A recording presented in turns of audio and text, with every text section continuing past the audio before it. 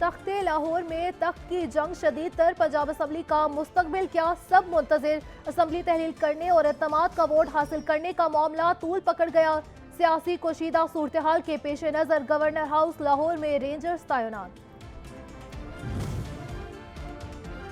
Governor Punjab ने speaker की rolling को गैर कानूनी करार देकर मुस्तरद कर दिया।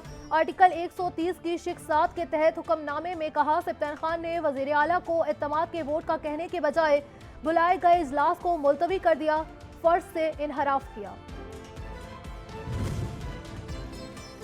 पीटीआई ने गवर्नर पंजाब के खिलाफ आज एहतजाज का ऐलान कर दिया। कारकुनान से लाहौर पहुंचने की अपील।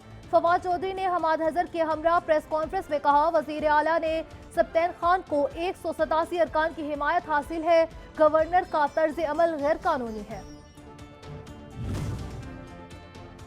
सदर मुमलिकत डॉक्टर आरिफ अलवी ने कौमी असम्बली का इजलास जुमेरात 22 दिसंबर को तलब कर लिया।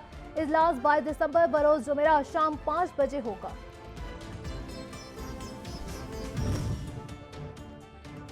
साबिक आईजी पंजाब की जगह नई तैनाती हो गई। वफाकी हुकूमत ने मोहम्मद आमिर जुल्फकार को नया इंस्पेक्टर जनरल पंजाब तैनात कर दिया। फैसल शाहकार ने अपना ओहदा गुज़िश्ता रोज छोड़ दिया था। दिसंबर भीगने को तैयार, शहर इक़्तिदार में मौसम अबर आलूद।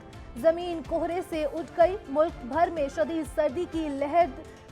पंजाब के मैदानी इलाकों में धुंध का राज, बारिशों और बर्फबारी का भी इम्कान।